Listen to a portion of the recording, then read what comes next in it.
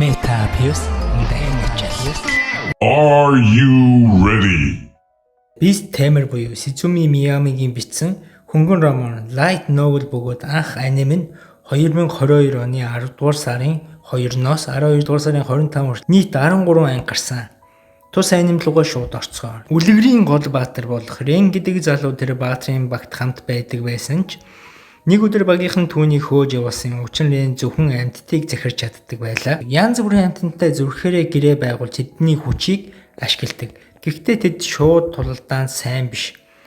Рен багийнхаа төлөө маш их хичээдэг байсан. Гэхдээ айр яс Агуслин Миана нар түүнд чи ямар ч хэрэггүй гэж хэлээд шоолон нээлдэж хөөсөн юм. Рен их гонигтай болж нулимсаа дараа багийнхантайгаа нөмргөө тайлчгаад ганцаараа явжээ. Тэр ганцаараа сууж байтал хідэн хүүхэд хурч ирээ та ямар ажил хийдэг вэ гэж асууад Рен эхэндээ ичиж юу ч хариулахгүй мэдэхгүй. Гэхдээ хүүхдүүд түүнийг харах гэж их баярлаж байсан тул тэр ойролцоох бүрэгдтэй гэрээ хийхийг харуулсан юм. Хүүхдүүд түүнд их дуртай болж хамт тоглож ирээдүйд адал явдалчин болохыг мөрөөдгөө хэлдэг. Рен адал явдалчин гэж юу юм болоо гэж бодоод Adventure Guild руу очлоо.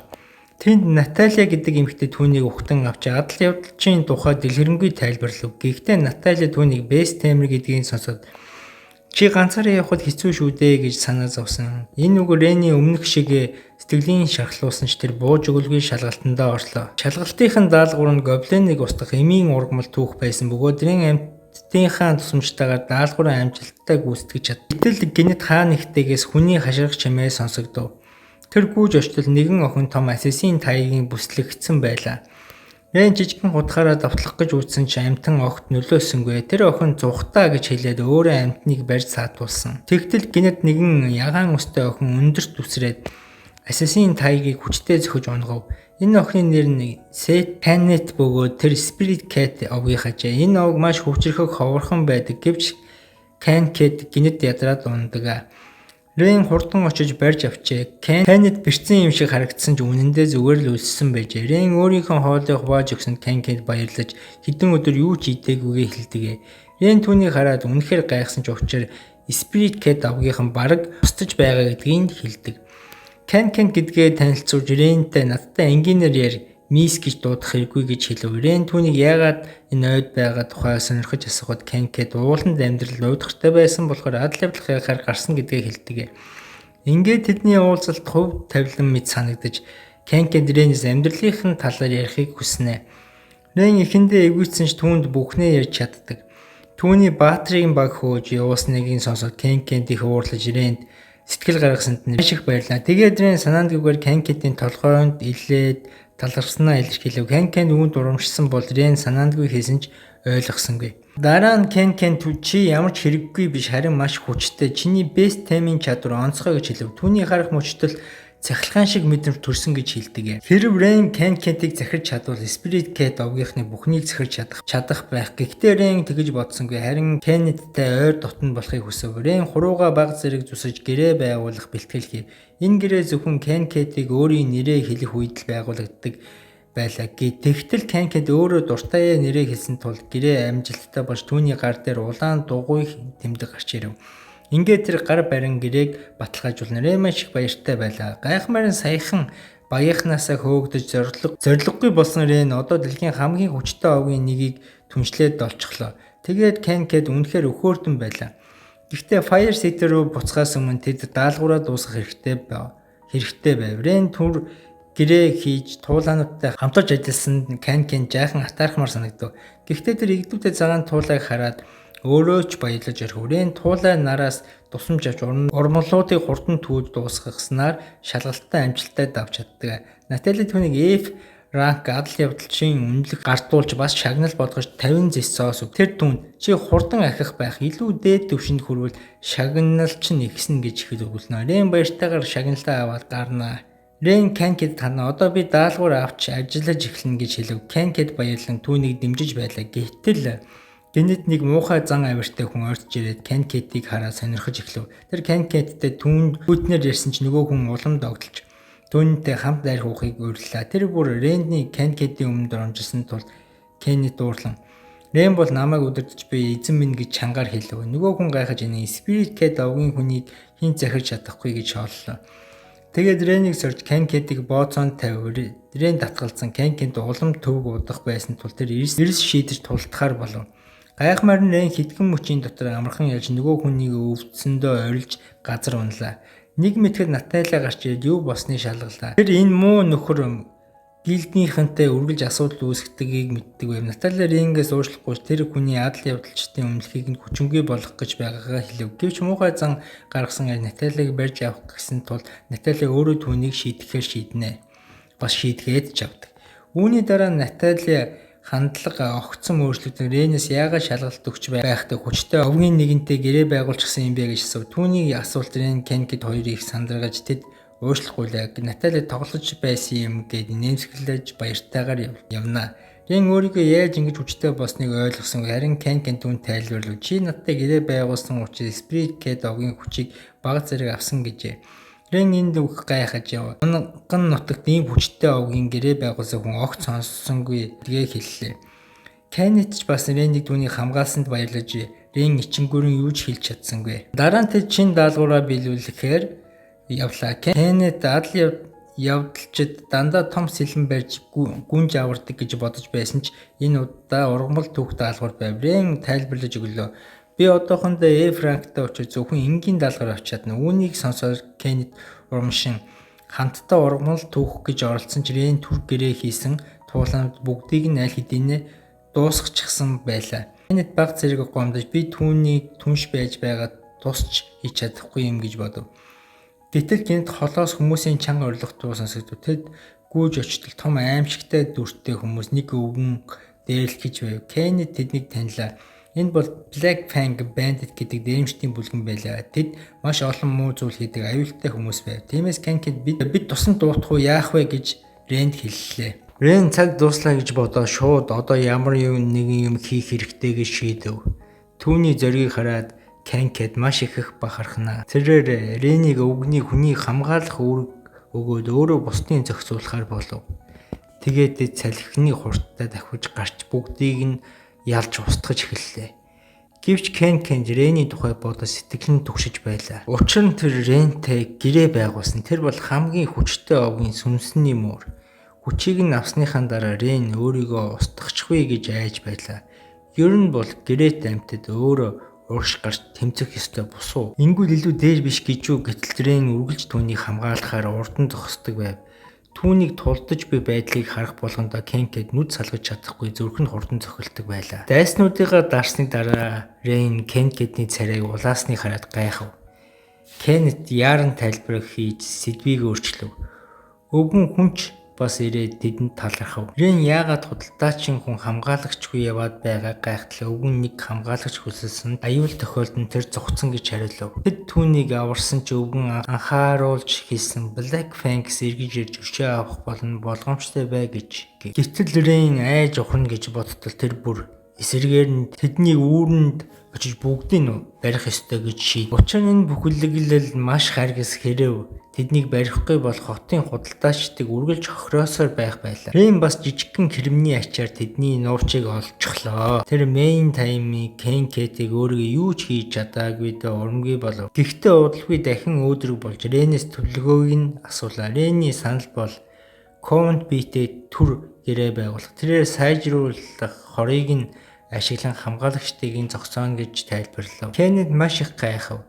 Зөгийг чинь шавж үдээ тэгэхээр чи яаж тушааж чаддаг юм бэ гэхэд Рэн Hometown-д шавж сургадаг урлаг сурсан гэж тайлбарллаа. Кеннет үүнийг сонсоод түүний авиас чадвар улам биш Рэний тухай ямар гайхмаар зүйл сонсдог байлаа. Дараа нь Рэн Кеннетээс хот руу буцаж тусламж авчрахыг хүсв. Кеннет дахиад гайхсан учраас тэр мөн өмнө нь Рэнд тусалсан ямар ч даалгавар авч байгаагүй. Гэсэн ч тэр баяртайгаар зөвшөөрнө. Night Squad-оос тусламж дуудахаар яв. Night Squad гэдэг нь хот тосгоны хамгаалдаг төрийн байгууллага ээжээ. Кеннет явсны дараа Covent Bay бүгд цуглаж Рэний түр гэрээгээ ашиглан тэднийг захирч эхлэв. Энэ үед Лим ба Минагийн баг дээрэмчдээс цугтаж яв. Тэд зүгээр л цаг нөхцөөхийн тулд жаахан мөнгө олох гэж даалгавар авч бүтлгүүдэжээ. Хэрв ийм асуудал болно гэдгийг мэдсэн бол Арис ба Агустай уулзсан дээр байх байсан гэж бод. Лим уурлаж тэдэнтэй хамт явсан Beast темрийг буруутгав. Тэр анхнаасаа би зүгээр л амтан сургагч болохоос тулдах чадваргүй гэж хэлчихэд хамгийн түрүүнд зугцсан байлаа. Энэ тухай ярьж байхад Лин Рений тухай дурдв. Тэр Ренч бас нэг их чадaltaй биш гэсэн тэр тулдаж чаддаг. Бас нэг дор олон амьтанд сургаж удирдах чаддаг гэл. Best Tem олон амьтныг нэг дор сургаж чадна гэж сонсоод ихэд гайхав. Ер нь тэдэнд шиг амьтан сургагч хоёр амьтныг удирдах чаддаггүй.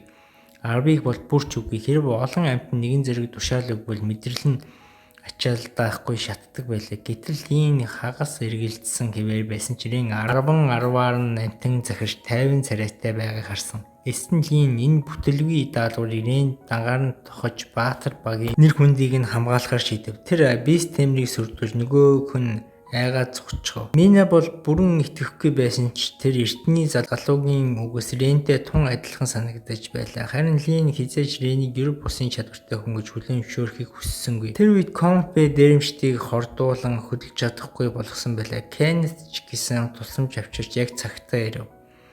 Гэвч тэд Knight Squad биш харин Ренийн шиг адал явдал гарсан энгийн хүмүүс байсан тул Рен бүх Black Fang-тай нүр тулах зориг гаргасанд ихэд гайхав. Зүйл сайхан болж байтал хаалганы санс маш чанга архирах сонсогдов. Энэ байнитуудын өмнө сургаж авсан Lizard гэгч эс зэрэглэлийн тэнцвүүц авраг гурвал байлаа. Гурвал галзуурч сүүлээрээ бүгдийг шидэд зөхөж эхлэв. Рен дээш үсэрч зөхөв. Дараа нь Kenneth эрүүрүүн зөхөж өглөө. Рен бусдад гадагш гарахыг тушааж өөрөө Кенттэй үлдэн толдов. Энэ мөчид Рен Арилийн бүлэгтэй хамт байсан үеэс санав. Тэд түүнд ямар ч хэрэггүй гэж боддог байсан. Харин одоо тэр өөр болсон. Дээрээс нь Кеннет хажууд нь байлаа. Гадна байсан хүмүүс тэднийг аюулгүй байгаасаа гэж залбирч байлаа. Аз болоход удалгүй Рен ба Кеннет хоёулаа 9 минут гадаа гарч ирэв. Энэ явдал Рен Баатрын багт хэрэггүй гэдгээ гэгдэж хөөгцөн ч үнэндээ бүгдэд хүлээн зөвшөөрөгдсөн юм. Хамгийн гол нь Кеннеттэй хамт байхад л тэр юу ч хийж чаднах юм шиг санагдаж эхэллээ. Олон хоног гадаа хондгосны дараа тэд нэг өрөө түрээсэллээ. Кеннет зөөлөн 5 дугтay орон дээрээ сэтгэл хангалуун байв. Харин Рен хамгийн их зочирсан ажилчид тэдний нэг өрөөнд хамт оруулчихсан байдаг байлаа. Эхнээсээ л тэр хоёр тустай өрөө авах гэж хүлээж байсан юмсан. Тэгээд Рен бүхнийг орхиж гадаа унтахаар шийддэгэ. Энэ Кеннетийг гайхшруулв. Тэр түүнийг буцаан татаж бид аль хэдийн 7 хоногийн түрээс төлчихсөн гэлээ. Рен түүнд эрэгтэй эмэгтэй хүмүүс нэг өрөөнд унтаж болохгүй гэж тайлбарлан хэлдэг. Эхэндээ Кеннет тоохгүй би зүгээр гэсэн болж дараа нь нүүр нь нулааж ичингүүр чи надад буруу юм л хийхгүй бол шүү дээ гэж хэлдэг. Рен түүнд амьдралынхаа зарчмаа тайлбарлаж энэ дээрч бүү сохроор итэг бүр надад хүртэл бид саяхан танилцсан хоорондоо сайн мэдэхгүй гэв. Харин Кеннет би бүх хүнд бус зөвхөн чамд итгэдэг. Чамайг анх харсан цагаасаа л багийнхаа нэг гишүүн гэж бодсон гэдгээ хэлв. Энэ үгийг сонсоод Рен жаахан ичингүүрэн инээмсэглэж эцэст нь Кеннеттэй хамт өрөөндөө үлдэхээр шийддэг. Тэр шөнө Рен гүн нойрсож байхад хажууд нь муур охин чиртэж байлаа. Тэр зүрх сэтгэлээр Ренийг үнэхээр сайн хүн юм. Учир нь өмнө над руу ойрцсон бүх хүмүүс муу санаатай ихвчлэн мөнгө эсвэл нэр алдаа авах гэж оролддог байсан. Би ховор онцгой сүнсний муур болохоор тэд үргэлж намайг барьж авахыг хүсдэг байлаа. Харин Рен гэж бодож байлаа. Энэ удаа таарсан хүн Рен байсан бөгөөд тэр өөр хүн байлаа. Рен түнд зөвхөн гайхаж өөр муу санаа агуулаагүй. Тэр Кеннетийг зүгээр сайхан сэтгэлээр аварсан. Түүнтэй жирийн охин шиг харьцдаг нь Кеннетэд маш их таалагдж байв. Мөн тэр Ренний Баатар багнаас нь хөөгдөж зүрхэндээ шарах авсныг нь ч мэддэг байсан. Гаднаасаа бүхнийг марсан мэт харагдав. Сэтгэл дотор нь тэр гомдол үлдсэн гэдгийг Кеннет мэдэрч байлаа. Тиймээс түүний шарахыг эдгэж өгмөр санагдаж байв дотроо. Тэр анх уулзснаасаа хойш 1-7 хоног өнгөрчээ. Энэ хугацаанд даалгавруудыг амжилттай биелүүллээ тэр хоёр хамтдаа. Рен Эфес зэрэглэлийн адал явдал болж ахив. Тэгтэл өнөөдөр Наталия тэдэнд Стейнбридж дээр аюултай Gatekeeper байдаг тухай хэлв. Энэ бол гүүрээр яваа хүн бүртээ хэрүүлүүддэг дээрэмчин ажээ. Аз болоход хүн эрсдэггүй гүүрээр явах хүмүүсийн тоо эрс харин багассан байлаа. Наталия Ренийг энэ даалгаврыг авахыг ятгав. Энэ даалгаварт зэрэглэл хязгаар байхгүй бөгөөд 5 алтан зоосны шагналтай байсан тул Рен тэр даруй зөвшөөрдөгөө. Тэр Stay-Bridge рүү хөдөлж энэ твийн төвд орших Horizon City-гээс өмнөх төв рүү гарах цорын ганц зам байлаа. Кеннет эндхийн үзэгсэнтэй байгалд гайхаж харж энэ Gatekeeper ямар хүн бол гэж сонирхож байв. Рэнч бас сониуч байлаа. Хэрвээ үнэхээр хүн алсан бол гэрч нар байх ёстой. Гэтэл зодуулсан хүмүүс бүгд чимээгүй байжээ. Тиймээс Рэн байнга болгоомжтой байхыг өөртөө сануулж хэлнэ. Тэгтэл Кенкэд тэнгэрт нисж яваа нэг олж харлаа. Сайдэр харвал Дарган кланы охин байдаг. Таня байв.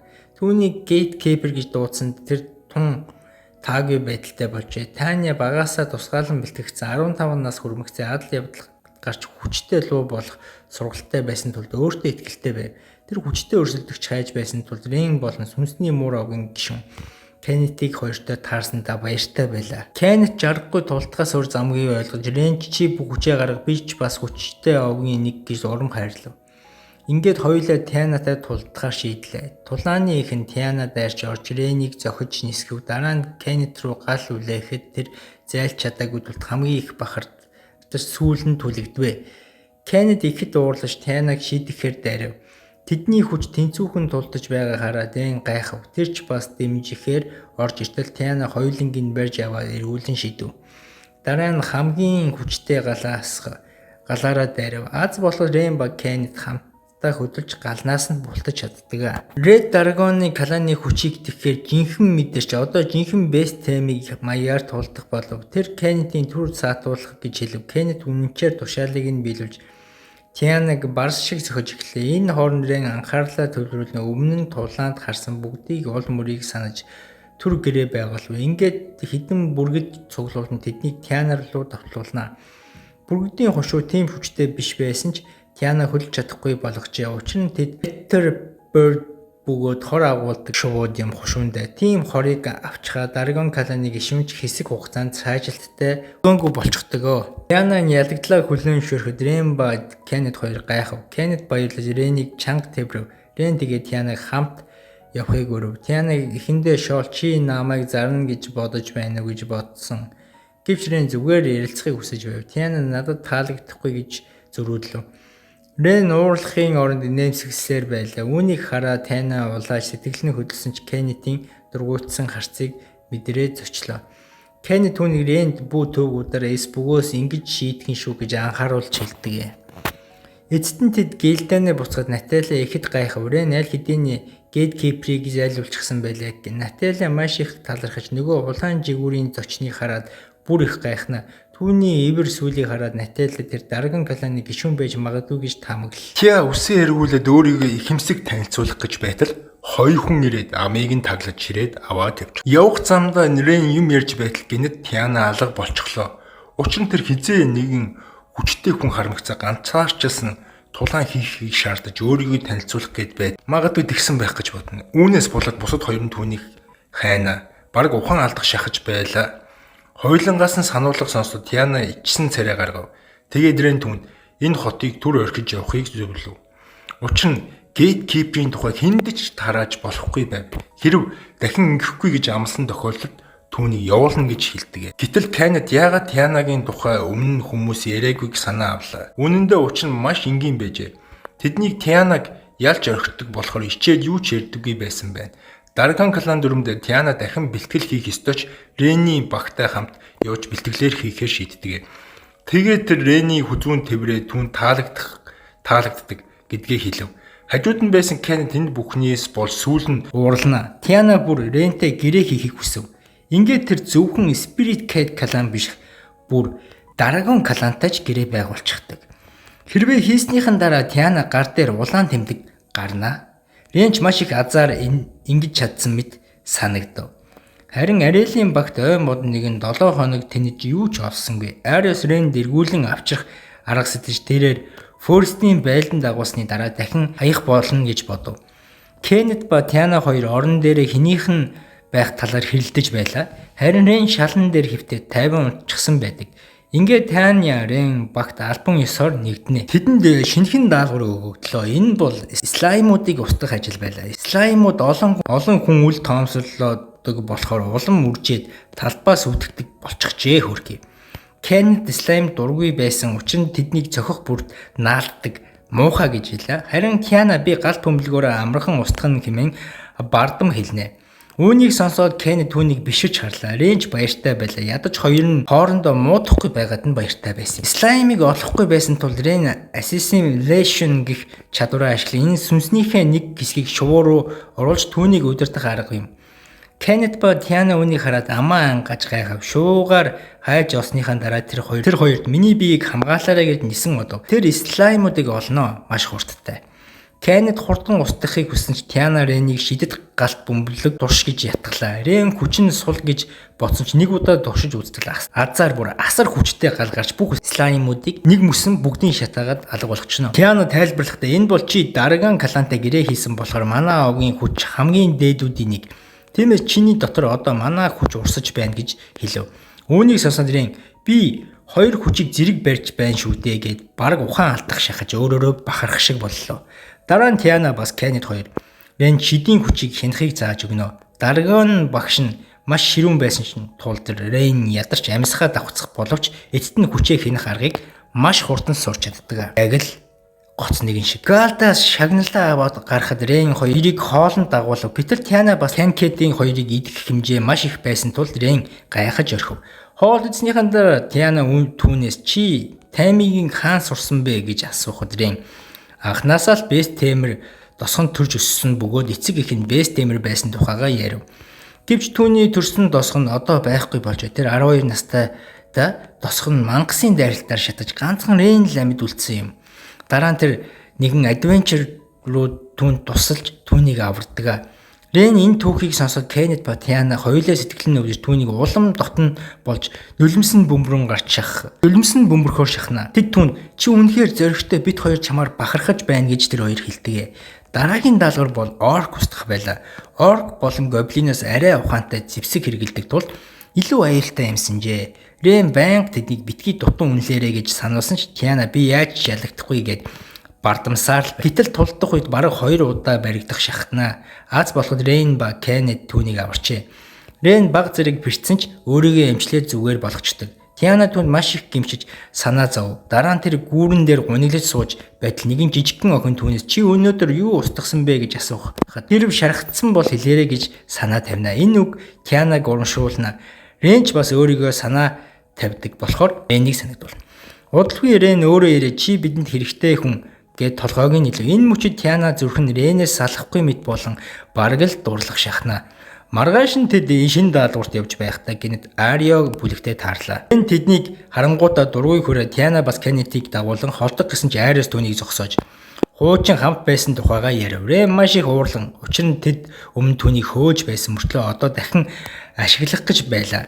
Тэр эрс татгалзаж нөө би танаа багт орохгүй гэж хэлдэг. Гэвч Мия ирээд бидэнд Демон лордыг ялахын тулд ойд дотор байгаа хамгаалалтын бамбаа хэрэгтэй. Тэрв авахгүй бол ертөнц мангасаар дүрч энгийн хүмүүс үхэх болно гэж ятгах хэлвэ.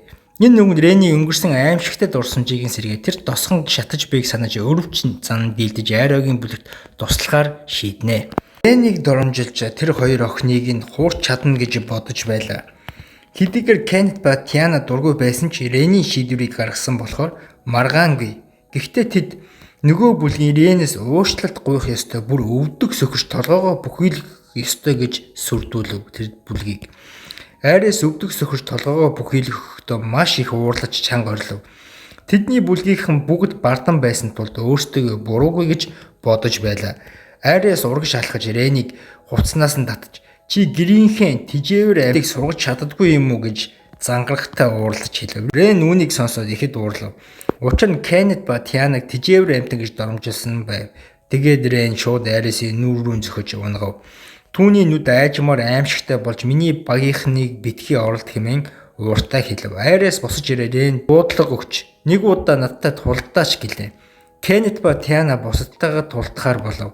Эхний тулаан бол Август ба Кеннет хоёрынх байлаа.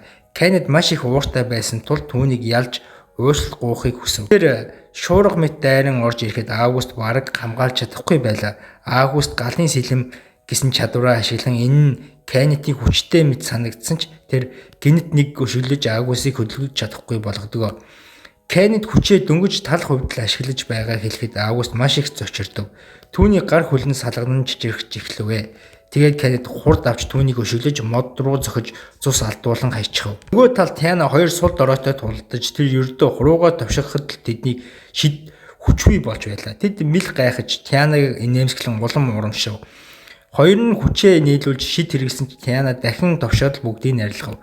Ялж чадахгүйгээ мэдсэн хоёр Тианаг чи гүрэл шиг гэж дорволсон ч түүнийг бүхнийг арилгадаг хурууны товшилт юу ч хийж чадахгүй байсаар байлаа. Эцэст нь тэд дулааны урам зориггүй болж бууж өгдөгөө. Тиана сул доройг дээрлэхгүй дургүйч тэд Реннийг дормжсон болохоор жинхэнэ шид гэж юу байдгийг та нарт харуулъя гэднэ. Тэгээ тэнгэрд айжмаар хар үүлээр бүрхэгдэж хоёр сул дорой айсандаа бараг ухаан алдах төглөө. Гэвч Тиана үнэндээ гэмтээсэнгүй зүгээр айлгаж байсан юм. Тэрийг нь айлгаж бага гаргалаа. Нуурлна гэж бодоод эцэст нь тэднийг алалгүй явуулдаг. Рен Ариастай тулдаж байхад түүний үнэхээр сайн сэлэмчин гэдгийг хүлээн шуурдаг. Гэхдээ удалгүй өөрийгөө best tamer гэдгийг санаж Кеннеттэй хийсэн гэрээ болон өөрийн бэлтгэлийн хүчээр Арисыг хөдөлгөөнийг анзаарч чадсан байлаа. Тэр Арисыг алхан бүр сэлэм далаахад хөдөлгөөн бүр нь хууранх гэж хөдөлгөж байдаг бүгдийг нь ажигласан байдаг. Рен цохилт бүрт хоёр хүчтэй овгийн ирж орсон байлаа. Хэрв тэр үнэхээр бүх хүчээрээ тулдвал Арисыг ялагдах нь ойлгомжтой байсан тул Рен бууж өгсөн дээр гэж зөвлөв. Гэвч Арис зөрүүдэлж бууж өгсөнгүй. Тэгэхээр нэн Ковент биеийн арга хэрэглэн түүнийг мдээгүй болгож ялагдсныг нь хүлээлгэв. Рен багийнхнаа доромжсныхын төлөө Арисыг дуурсан хэвээр байлаа. Арис ялагдсныхаа дараа хуучин найзыгаа дүр эсгэж өөрийг нь авруулах гэж оролцсон ч Рен өмнөх шигээ тэнэг биш байв. Бас гинэн биш байв. Тэр Арис нэг цохилт өгсөн ч хүчээ багасгасан учраас тэр өвөхгүй гэмтнэ зөвхөн. Яг энэ үед Кеннет ба Тиана ирээд Реннийг тэрвэрт орлоо. Тэгээд гуруулаа хамтдаа Lost Forest руу орлоо. Энэ газар маш чийгтэй, харанхуй байлаа. Тиана бүр бүх ойг галдан шатай гэж бодсон ч Рен тэнд олон амьтан байгаа болохоор хэрэггүй тэд ч гэсэн амьтан шүү дээ гэж хэлнэ. Рен өөрийнхөө дотор бодлоо. Хэрэг үнэхээр Бамба энд байгаа бол зөвхөн жинхэнэ бааtruуд л ашиглаж чадна. Арилыг зурсан газрын зураг нь ямар ч хэрэггүй санагдав. Ой маш хурдан өөрчлөгдсөн байлаа. Арис тайлбарлахдаа хамгийн гүн хэсэг үнний Бамба бий. Энэ бол Demon Lord-ыг ялж чадах цорын ганц зэвсэг гэжээ. Гэвч тэр эргээд бардам зан гарсан тулд Кеннет түүнийг загнав. Рен хоёр гараа тэднийг толгой дээр тавихад хоёулаа зөөлрөн түүнийг маш их талархаж инээмсэглэнэ. Яг л амьтдчих. Тиана бүр хэрэгтэй бол би өөрөө Demon Lord-ыг ялчихна гэж бодов. Рен тэднийг санаа зовлтгүй байлгах гэж толгойг нь нийлээд бүгд зүгээр болно гэж хэлдэг. Дараа нь Рен нэг шувуу дуудан өмнөх шигээ assimilation буюу бинд нь орох арга ашиглан айн гүн хэсгийг тандахаар болов. Кеннет ба Тиана түүнийг бие хамгаалан үлдлээ. Шуугаараа тэнгэрээс гарахад нарийн боловч гүн рүү чигсэн нэг зам байгааг оллоо. Тэр хоёр дээр буцаж ирээ зам заав. Гэвч тэд явсаар байгаа дүмэн тавьсан тэмдэг дээрээ эргээд ирчихсэн байв. Энэ гурвын ихэнх гонсойлгов Кеннет бид буруу замаар явчихлаа гэж бодсон ч Рен би шувууг дагсан болохоор тэгж төөрөх боломжгүй. Энэ ямар нэгэн зал хэрэглэж байна. Биднийг хуурж байна гэж ойлгосон гэдгээ хэлнэ. Тиана бас тэгж бодоод шидэт тойрог зурж жинхэнэ замыг гаргав. Тэр айн гол том мод дээр хуурмаг шид тавьсан болохыг мэдэв. Энэ л тэднийг төөрүүлээд байсан байжээ. Тиана тайлбарлахдаа Кеннет алмаар нь сонсов. Энэ модыг тайруулж зам нэгдэн гэж Кеннетэд хэлдэг. Гэхдээ Рен модыг тайрлгүйгээр шийдэх арга байна уу гэж бодлоо. Харин Тиана энэ шид маш хүчтэй цаг их орно гэлээ. Кеннет зохих гэж байсан үед гинэд агаараас нэг дуу гарч явцгаа гэж сүрдүүллээ. Одноос цагаан үстэй нэгэн охин гарч ирв. Түүний нэр нь Соро байлаа. Рен тэр даруй түүнийг Спирит кланы хүн гэдгийг мэдв. Кеннет ба Тиана шиг хүчтэй овгийн нэг бөгөөд бүр дарган кланаас ч хүчтэй шидтэн байлаа. Гэвч 200 жилийн өмнө Спирит клан хүмүүсээ нууж холцсон байв. Учир нь хүмүүс ой модыг огтлж Спирит клантай дайсан болж хувирсан юм. Тиймээс тэд хүмүүст маш их дургүй болчихсон байдаг. Рен түүнтэд мэдлэх гэсэн ч Соро шууд явцгаа гэд хөөж бүр хүчээр устгах гэж оролдоно. Гурлаа ихэд айж ухрав. Тэд яагаад ингэж байгаа вэ гэж асуухад Спирит клан ер нь л их тайван сайхан амгалан хүмүүстэй гэж гайхав. Рен ч бас түүнийг энэ байдал эхнээс л хачин санагдав. Хүмүүсийг үзен яддаг байсан ч яагаад мангасуудтай нийлв гэж гайхав. Рен бодож амжаагүй байтал Тиана урагш алхаж тэр охины шидийг би дарж чадна. Харин Кеннет модыг тайр гэж шийдэв. Рен түүнийг гэмтээхгүйгээ байвал зохино гэж хүссэн ч Тиана болон Кеннет хоёр ихэд гайхсан. Гэвч тэд Рений сайхан сэтгэлийг ойлгож хүлээн зөвшөөрнө. Өмнө нь таарлцсан охин энэ удаа тэднийг харамгц уурлан хөөгөөд Рений үгийг үл тоон шууд довтлохооны шиднэ. Кеннет Тианы хоёр аюулыг мэдэж урагш дайраж гэж байсан ч Рен түднийг зогсоодог. Рен өөрийнхөө дэвсвэрлэж чадна гэж бодсон ч учир нь тэр амтан сургагч хэрвээ чин сэтгэлээсээ тулгарвал мэдрэмжээ дамжуулан чадна гэж өөртөө итгэж байлаа. Тэр довтлохоонд уурсангүй энэ охиныг ихэд гайхшуулв. Сора харин түүнийг ойлгож чадсангүй. Чи жинхэнэ хүн мөн үү? Эсвэл манай тосгоныг сүйтгэсэн хүмүүс шиг нэгэн үү гэж асуулаа. Рен өөрийгөө сайн хүн гэж баталж чадахгүй байсан ч Сороод итгүүлмээр байв. Гэвч Сора хэтэрхий параноид байсан юм. Гэвч Сора үгийг нь сонссонгүй дахин сум тавилаа. Аз болоход энэ удаа Кеннет Тиана хоёр Ренийг хамгаалж амжив. Тэд Сород тайлбарлав. Рен муу хүн биш гэдгийг хэлв. Энэ бүхнийг сонсоод Сора хүмүүс үнэхээр сони юм а. Бас луу сүнс муурны угсаатнууд ч бас сони юм гэж бодлоо. Тэгээд эцэст нь хамт сууж ярилцахаар шийддэг. Рен өөрсдийн зориг болох үннийг Бамбайг олохоор ирсэн. Энтхээс гарч чадалгүй гацснаа ярив. Сора энэ газрыг хаанаас хаалт өөрийнх нь тавьсан гэдгийг хэлээд уг хаалт сүнснүүдийн тосон руу орох замыг хааж байгаа тулд эвдлүүлж болохгүй гэсэн юм гэж хэлдэг. Тиана чи ингэснээрээ зүгээр л мангасуудыг хайцаалж байгаа юм шүү. Мангасуудыг чи хамгаалаад байгаа юм шүү гэж асуухад Сора энд үнний Бамбай байхгүй. Тэр зөвхөн сүнснүүдийн тосгонд байгаа. Та нар тэр хуурамч баатаруудад хуурцсан байна гэжээ. Ренч найзуудтай хуурцснаа ойлгов. Гэвч Сора бас хэрв тэд үнэхээр жүтгэрийг эзнийг ялж чадна гэвэл Бамбайг түр өгч болно хэмээн амлав. Ингээд тэр хэсэг алга болж дараа нэгэн том Бамбай авчирлаа. Рен гайхсан ч Сорогийн нүүрэнд ямар ч сэтгэл хөдлөл байсангүй. Тэр хүмүүс дургүйч мангасуудыг бүр илүү үзэн яд гэдгээ хэлв. Иймээс гурвынх нь хүсэл амархан биелж Бамбайг авч чаддаг. Тэд талархлаа илэрхийлэн ямар нэгэн зүйлээр хариу барья гэсэн Сороо татгалзав. Учир нь энэ Бамбай урд үеийн баатруудтай сүнснүүдийн аль хэдийнэ тохирсон байжээ. Тэд Бамбайг аваад хот руу буцахад Сора тэднийг хараад юм хэлмээр санагдсан ч дуугарсангүй. Гэвч Рен мэдрээд буцаад асуухад Сора хэсэг бодож хэрв ярил тэд өөрийн асуудал татагдана гэж айсан тул дуугүй байсан юм гэдгээ хэлдэг. Гэхдээ Рен ямар ч аюул байсан биднээс нуух хэрэггүй. Бид туслан гэхэд Тиана Кеннет хоёрч бас дэмжив. Ингээд охин тэдэнд итгэж эцэст нь хэлэхээр болов. Сорагийн өөртөө ижилхэн ихэр дүү байсан Рина юм. Тэр хоёрын зан арын шин өөр боловч маш эвтэй зөгтсөн хоёр байлаа. Тэд хоёр нийлж энэ газрыг хамгаалдаг, хаалтыг удирддаг ажээ. Сүнснүүдийн тосгонд Сора Рена хоёр хамтдаа хаалт хамгаалж байдаг байлаа. Энэ ажил нь жаахан утгартаж хоёулаа хамтдаа байхад Сора их жаргалтай байдаг байв. Гэтэл нэгэн өдөр тэд хаалтаас жаахан гарч тэнд өөрийн чөтгөрийн эзэн гэж нэрлсэн нэгэн мангастай таарлцсан байдаг юм байна. Тэд зүгтаах гэж оролцсон ч баригдаж тултахаас өөр аргагүй болов. Харамсалтай нялж чадаагүйгээс гадна Рена түнд баригдсан байдаг. Тэр мангасыг Dark Knight гэдэг бөгөөд Си зэрэглийн мангас байв. Ер нь бол хүчтэй угсаатнууд ялагдахгүй байх ёстой ч энэ нөхөр шидийн дайралтыг үгүй хийдэг айхтар чадвартай байсан тул зөвхөн биеийн хүчээр л ялж болох байв. Харин сүнснүүд бол дан шидээр мэрэгсэн учраас маш ихээр сул талтай таарчээ. Сорогийн хэлснээр Dark Knight-ийн зорилго нь хүчтэй угсаатнуудыг устгах байв. Тэр Сород хэрв Ренаг аммаар байвал тосгоны хаалтыг нээгэж шаардсан. Гэвч Соро зөвшөөрөөгүй. Учир нь ингэвэл бүх тосгон аюулд орно. Тэр тосгоны ахмад дээр очисон ч ахмад нь Рена бол та хоёрыг алдснаас болж баригдсан аврах хэрэггүй гэж хэлсэн байт юм бэлээ. Үүнийг сонсоод Тиана хүртэл ахмадын үг хэтэрхий хатуу байна гэж бодноо. Ингээд Соро маш их гуниглаж ямар шийдвэр гаргахаа мэдэхгүй байлаа. Үүнийг харсан Рен түн туслахаар амлнаа. Охин талархан уйлаад түүний цээжинд наалтав. Dark Knight Сород нар жарахаас өмнө хаалтыг авахгүй бол Рена аюулд орно гэж сүрдүүлсэн байд юм бэлээ. Ренагийн баг яарвчлан түүний хайхаар гарлаа. Соро өөрөө хамт явмаар байсан ч Рен хэрв хамт очивол тэр урвсан гэж бодож Ренаг алчиж магадгүй хэмээн үлдээдэг юм а. Тэр өрөөнд Dark Knight-ыг харж хамт өндөр дээр уяатай байгаа охин Ренаг харлаа. Гуруула дайран орж эхлээд шидээр түүний анхаарлыг сарниулв. Кеннет түүний толгой руу хүчтэй зөхөв. Дараа нь Рен гидсэнд нь зохилт өгсөн ч тэр дэсэж үлдлээ. Dark Knight Ренийн баатар гэж эндүүрэн Соро тэднээс тусламж гуйсныг мэдээд ихэд уурлав. Тэгээд Ренаг алхаар оролцсон ч Азар Тиана лууны жигүүрийг хамгаалж охины хүлээсийг нь тайлж аварна. Үлдснийг нь Рен Кеннет хоёр хийх ёстой болов. Ууртай Dark Knight хүчээ гаргаж эхлэхэд Рен тэр ганцаараа сүнснүүдийн тосгонд орж чадсан чөтгөрийн эзнийг өгсөн хүчээр хүч гэж таамаглав.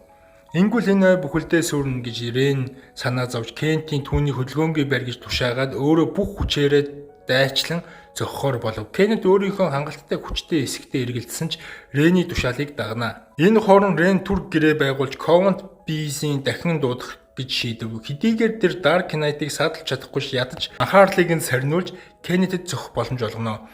Мөн Рен Кентийн хүч нэмэх шид хийж түүний биеийн хүч улам илүү хүчтэй болгов. Рений таамагласан шиг Кенетийн зохиол Dark Knight-ыг шууд алга болгож орхитгоо.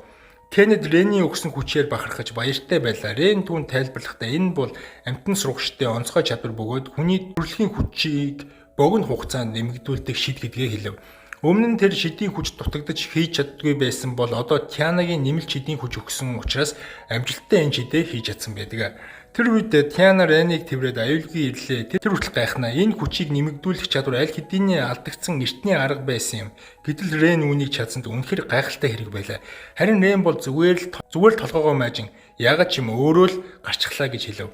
Ингээд бүгд ялсандаа баяртай байлаа. Дуу чимээнээс Ренаас ирж хоёр эгч дүүс дахин уулзав. Соро түнд маш их талархав. Хэрв Рений баг туслаагүй бол Рен ямар аимшигтай зүйл туулж магадгүй байжээ.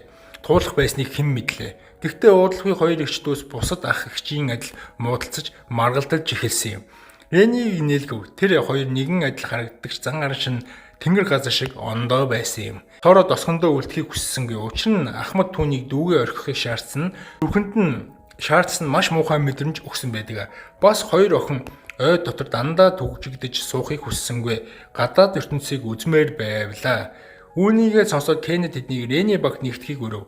Тианад ч эсэргүүцсэнгүй. Харин Рен хүний багт ороход хоёр охин хэцүү байх вэ гэж санаа зовж. Гэвч Соро хүмүүсийн дунд сайн муу хүмүүс хоёулаа байдаг гэж чи өөрөө хэлсэн биз дээ. Бид Ренд итгээд адал явдалтай нэмж аммаар байна гэж хэлдэг. Энэ үгийг сонсоод Рен баяртайгаар тэднийг багтаа авнаа. Хоёр охин бас Кенет, Тиана хоёр шиг гэрээ байгуулахыг хүсв. Гэвч Рен баг зэрэг санаа зовсон ч сүнснүүдийн угсаа өөр бүтцтэй учраас гэрээ хийхэд амаргүй байлаа. Гэсэн ч тэр энэ сорилтыг хүлээн авч нэгэн зэрэг хоёр эгчтэй гэрээ байгуулах шийдвэр хийдэг. Аз болоход амжилттай болсон ч маш их хүч сорж Рен ядран ухаан алдан баг унжээ. Тэр үед Соро Рено хоёр түүнийг дүшин авсан бөгөөд энэ мөчийг харсан Кенет Тиана хоёр атаархдаг. Ажил дуусны дараа Рен өөрийгөө Баатар багийнхан дээр очиж үнний бамбаг гаргаж ирэхэд бүгд гайхав. Ариос бухимдсан ч өөрсдөнд нь бүтэн 7 хоног зарцуулсан ч чадаагүй зүйлийг Рен 2 хоногийн дотор амжилттай чадсан байлаа. Тэр бүр энэ хуурамч бамбай биш үү гэж сэжиглэв. Рен маргаангүй зөвхөн тэд өөрсдөө шалгаарай гэжсэн юм. Манай бамбаа шалгаж үзээд энэ бол 100% жинхэнэ гэдгийг батлаа. Ариос итгэхийг хүсээгүй үнэн энд байлаа. Тэр үед тэр самсргүйгээ хоёр шинэ охиныг харж сонирхсон харцаар ширтэв. Рен түүний өмнө зогсоод тэдэнд анхаарах хэрэггүй гэж хэлвэ. Аз болоход Рен охтод алуучаа нухыг сануулсан байсан учраас хүмүүс сүнсний гоцгоныг ирсэн гэдгийг нь мэдэж чадсангүй. Ингэснээр томоохон өмнөөс зайлсхийж чаддаг. Эцэст нь Рен шагналаа нэгхэж ажил дууссаныгаа баталгаажуулав. Тэр дотроо ахиж энэ багтай хамт хизээж холбогдохгүй гэж өөртөө амлалдаг. Жих хэрэгтэй гэж бүгд дотроо бодлоо. Түр анднаад хинж эсэргүүцсэнгүй. Тэгээд Агуст өөрөө Рен рүү залгаад түн цалин мөнгө нэмж өгнөө. Илүү сайжруулна. Бүр хамт адал явдалд нь явахыг санал болгож гуйлаа бараг. Гэхдээ тэр хүн Ренд өнгөрснөө мартаарай гэж хэлэхэд Рен хэсэг гайхнаа. Тэр үедээ тэд өмнөх шигээл өөрчлөгдөөгийг нь сайн нэг ойлгож өөрийгөө тэнэг мэт мэдрэмж авнаа. Яг тэр үед Кенетийн баг гарч ирээд Ренийг зоригжуулан гараа сунгаад бид чамайг хүлээж байлаа гэлээ. Ренд батгалзах гэж байхад Август дахин ятгаж чи хэрвээ жөтгөрийн ноёныг ялбал алдан нэр их мөнгө олно гэж хэлв. Гэвч Ренд тэр зүйл хэрэггүй байсан юм. Тэр зөвхөн жинхэнэ найз нөхдөд байхыг хүссэн. Харин тэд өөрчлөгдөөгүй хэвээрээ. Харин одоо Ренд хэрэгтэй зүйл нь яг хажууд нь байсан юм шиг байлаа. Арилын баг Ренийг авч чадаагүйдээ уурлаж хараан зөхөв. Зөвхөн айраас л чимээгүй суугаад Рентэй тулдаж байсан үе бодлоо. Тэр ялагдлыг шарах зөвхөн өвдөлт биш бас мартагдашгүй доромжлол болон үлджээ. Айраас би өөрөө түүнийг устгах гэж сэтгэлээсээ үс саннаа дотроо. Нөгөө талаас тэд яагаад зөвхөн Баатрууд чөтгөрийн ноёныг ялж чаддаг юм бол гэж гайхав. Тэгвчгээд Рен тайлбарлав. Эрт дээр үед чөтгөрийн ноён хүмүүсийг хүчээр захирч хинч эсэргүүцэж чадахгүй байжээ. Тэгээд анхны Баатрууд бурхтуудтай гэрээ байгуулж тэдний цусыг биедээ авч чөтгөрийн ноёныг ялсан байна. Тэр хүний ачаар хүмүүс чөлөөтэй болж амар тайван ертөнцид амьдрах болжээ. Тиймээс баатруудын цуснд бурханлаг хүч байгаа учраас тэд хязгааргүйгээр хүчрхэгжиж эцэст нь чөтгөрийн ноёныг дийлдэг болжээ. Гэвч Кеннет бодохдоо Ариас бол сул дорой огт баатар шиг харагдахгүй байгаа гэдгийг санав. Харин Соро бодохдоо Рен өөрөө бас баатар шиг санагдсан. Учир нь тэр 3 хүчрхэг овогтой гэрээ байгуулж тэдний чадварыг өөртөө шингээсэн чадсан. Энэ түүний хөгжлийн хязгаарыг давсан мэт санагдаж байлаа. Кеннет бас Ренийг олон хүчрхэг овогтой гэрээ хийж чадвал чөтгөрийн ноёныг ялж мэдэх юм гэж дотроо бодно. Бусад хүмүүс түүнд ингэж магтахад Рен гайхширлаа. Учир нь тэр баатрын багт байхдаа чөтгөрийн ноёныг ялахыг хүсдэг байсан юм. Гэвч хөөгдснөөсөө хойш тэр зорилго нь алга болчихсон байдаг. Харин одоо Ариэлийн багтаа уулзаж ад жаргалтай амьдарч байна. Гэхдээ үнэндээ боломж олдвол тэр ч бас дулдаж үсгэх хүсжээ. Харин чөтгөрийн ноёныг ялна гэдэг бол энгийн ажил биш. Олон хүний амь насны тухай асуудал учраас тэр одоохондоо шийдэж чадаагүй. Тэр өнөөдрийнхөө хүч чадлыг өөрийнхөө бус нөхдийнхөө дэмжлэгийн ачаар олж авсан гэдгээ ойлгож байв. Тэгээ энэ миний замаа сонгох мөч ойртож байгаа юм болов уу гэж бодлоо. Өглөө эрт Рений нүүрэн дээр хэн нэгэн даавуу шидэж сэрээв. Тэр өдөр Рений бүх баг хамт өглөөний цай хамт уугаад Соро хоёр эгчтэй гэрээ байгуулснаас хойш Ренд улам хүчрхэг босныг нь ярилцаж байлаа. Рен Ариогийн өгсөн шагналын мөнгөөр нөхдөдтэйгээ хамт хоол авч иднэ. Дараа нь тэд хотод шин зэвсэг авахар шийдэв. Замдаа Соро хоёр эгч Рений гарнаас чанга атгаж өөрсдийнхөө сүнсний овгийн үнэн нүрийг илэрхийлэхээс айж байлаа. Тэд болгоомжтой алхаж явахдаа гинэт Тианаг түүний өмнө ялсан хоёр нөхөртөө таарав. Тэр хоёр одоо Тианаг талд засаж магтаж Тианач маш их бардан болов. Энэ хооронд Кеннет замын хажуугаар жимсний худалдаачинтай ярилцаж байлаа. Өмнө нь түүнд ачаа зөөх тусалсны төлөө тэр эмэгтэй Кеннетэд алим өглөө. Кеннет Тиана хоёр хүний ертөнцид маш энгийнээр дасан зогсож эхэлж байлаа. Соро хоёр эгчид ихэд гайхав. Гинэт хэдэн хүүхэд тэдний өмнөөс гүйж ирнэ. Нэг нь жаалн Ренийг шоол чи бас шинэ ихнэр авчихсан юм уу гэж асуулаа. Энэ үг Соро нарын ихэд ичээж эвгүй байдалд оруулав. Хүүхдүүд тэдний хөөрхөн гэж магтад Соро бүр улаалаа. Харин Рена чанга хөхрөөд бүр баг зэрэг айлгахыг ботсон ч үнэн дүр төрхөө илрүүлэх төглөө. Аз болоход Рен Соро хоёр түүний цагт нь болиуллаа. Соро түүнд сануулж хэрв чи ичид хэрэглэвэл далавч нь гарч ирнэ. Түүний нүдэнд ил болвол маш том асуудал болно шүү гэж хэлдэг. Удалгүй тэд хотын хамгийн алдартай зэвсгийн дэлгүүрт ирлээ. Дэлгүүрийн эзэн ширүүн зантай нэгэн одоо байв. Кеннет түүнийг жаахан байсан боловч Тиана харин одоо нар бол ер нь хачин хүмүүс гэж хэлсэнд эзэн их ширүүн харлаа. Кеннет бүр зочлоо. Энэ үед Рена нэг дашуур олж сонирхов. Тэр амтан сургагч ийм зэвсэг хэрэглэдэг байх. Дуулуургүй байхад нь дашууртад шийдэгдэг бидтэй гэж бодлоо. Рена ийм муу санаатай Сорог айлгав. Рен өөрт нь яг таарсан хурц жижигхэн худаг сонголоо. Гарт нь баригдахад нэг л онцгой мэдрэмж төрсөн. Гаднаас нь бол жирийн мэд харагдав. Гэтэл гинэт өндөр биетэй булчинлаг ир орж ирээд их мөнгө шидэж хамгийн тансаг сэлэм захиалав. Дэлгүүрийн эзэн түүнд хамгийн жижигхэн урт сэлмийг өглөө. Үүнийг хараад Рен эзнээс асуув. Тэр эдгээр зэвсгүүдийг үнэхээр хамгийн шилдэг нь мөн үү гэж гайхсан юм. Тэгтэл бүгд чимээгүй болов. Эзэн Рений нүдийг сайн гэж магтаад эдгээрийг би залуу байхдаа уралсан гэж хэлв. Өөрөөр хэлбэл тэр жинхэнэ үн цэнэ нуугаад илүү үнээр зардаг байжээ. Соро үүнийг сонсоод одоо дахин үнэлж харлаа. Эзэн хүүхдүүдийн үгэнд жоохон урлаж өөрийнхөө дуртай бүтээлүүдийг тэдэнд харуулв. Рен гайхсан ийм гайхалтай юм хийж чаддаг хэрнээ яагаад үйлчлүүлэгчдэд ингэж тоглож байгаа юм болоо гэж гайхав. Эзэн одоо тайлбарлахдаа сүүлийн үед хүмүүс өөртөө тохирсон зэвсэг сонгохгүй зүгээр л мөнгө шидэж хамгийн үнэтэйг нь авдаг. Тэгээд би бүх сэтгэлээ шингээж хийсэн бүтээлүүд маань дараа нь хэрэггүй гэд хаягддаг болсон. Энэ надад үнэхээр гомдолтой муухай санагдлаа гэж санагддаг гэдгээ хэлв. Тэгтэл хаанаас ч юм Тиана гарч ирээд эзэнд би чамайг үнэхээр ойлгож байна гэж хэлсэнд эзэн маш их баярлдаг.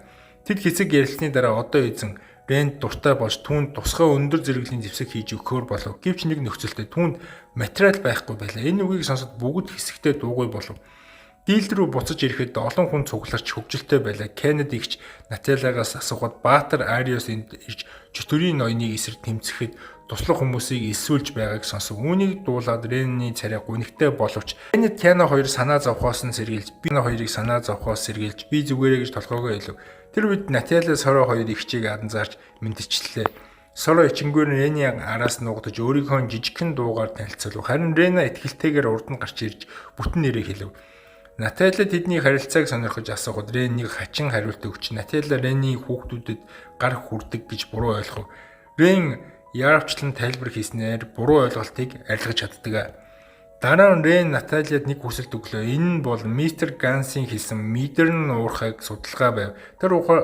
Тэр уурхаагаас гардаг мэдэрн гихт эрдэнэс маш гайхалтай түүний хийсэн зэвсэг насан турш хэрэглэж болдог байжээ. Мистер Ганс өгөн дээдсээс энэ уурхайг өвлөн авчээ. Гэвч сүүлийн үед огт мэдэрн гарахаа болсон байна.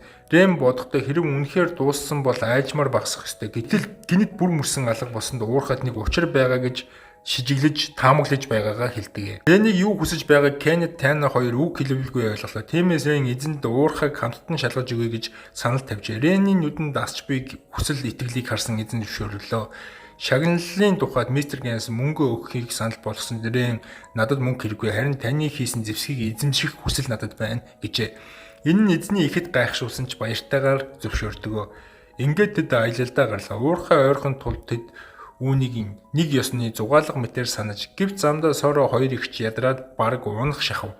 Дараа нь тэсэхгүй мэс шиг хайлж газарт суулаа. Тэд халуун тэд ядраад зогсох үед өмнө сэрүүн нуур таарав. Тэд Ренээс усан сэлж болох уу гэж гуйлаа. Рен зааварчлахад дуусгаас өмнө Кеннедийн хувцас тайлчихсан байлаа. Рен болгоомжтой байхын тулд нэг жирийн хэрэмтэй төр гэрээ байгуулж хэрв аюул гарвал Кеннедийг шууд мэдэгдэхээр болголоо. Өөрөө жоохон унтахаар шийдлээ.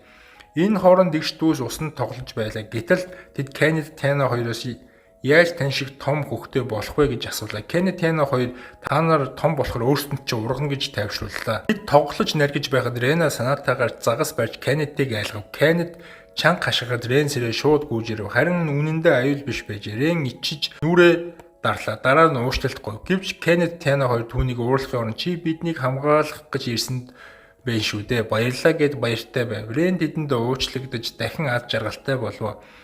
Ингээд олон жижиг явдлын дараа тэд эцэст нь мэдэрн уурхаад ирвэ. Нуугдан сууж ажиглав. Рений бодлоор энэ хууль бус олборлолт явагдаж байсан бөгөөд хөдөлгөөн ч анзаарагдав. Тэнгэрт нисэж байсан шувуу эзэндээ дохио өгч байгаа мэт санагдав. Таамагласны дагуу хууль бус олборлогч нар хэн нэгний мэдээг уурч ирвэ. Рен энэ үед тэд ч бас ил гарч тулгархаас аргагүй гэж үзв. Тэр эгч дүү нарт хэд хүчтэй биш зөөлөн байгаарэ гэж хэллээ. Гэвч тэд зөөлөн тулдахдаа бүгдийг нь ухаан алдуулчихсан тул Рен тэднийг хэрэгтэй мэдээлэл авч чаддаггүй. Гэтэл Соро бид ичидийн дурсамжийг нь харж чадна гэж санал гаргав. Ингээд хоёр эгч хамтдаа дурсамжийг нь үзэж Рен таамагласан зөв болохыг мэдэв. Тэдгээр ирчүүд үнэхээр хууль бусаар уурхай ухдаг адал явдал хайгчнар байжээ. Рен туссныхаа дараа хоёр эгч биднээс ч бас Кеннет Тана шиг шагнаж толгойг илээрэ гэж хүсв. Сонголтгүй болсон Рен тэдний толгойг зөөлөн илэхэд хоёр эгч маань маш их баярлав. Энэ удаа уурхайд нэвтрэхээр шийдсэн Рен бидний үнэн дүр илчлэгдэхэд бэлтгэлтэй байгаарэ. Тэнгэрээс дайснууд биднийг ажиглаж байж магадгүй. Тэдэнд бас аратан сургагч байгаа юм шиг байна гэж анхаарууллаа. Уурхайд ормоц гинэд ич эдийн галан бөмбөлөг тэднэр рүү нисэн ирэв. Аз болоод Соро Рено хоёр урд зогсож довтлогоог хаадаг. Тэр Ренээс дахин толгойг илүүлэхийн тулд хутан дуусгахыг хүсв. Энэ үед Кеннет хоёрч бас тулдаанд нэгдэв. Үлдсэн нэгэн хулгайч Рен өөрөө барихаар болов. Гэвч тэр хүн бууж өгөхөөс татгалзсан бүр хутга барин Ренлүүд дайрдаг. Гэсэн ч Рен түүнийг дарж унгав.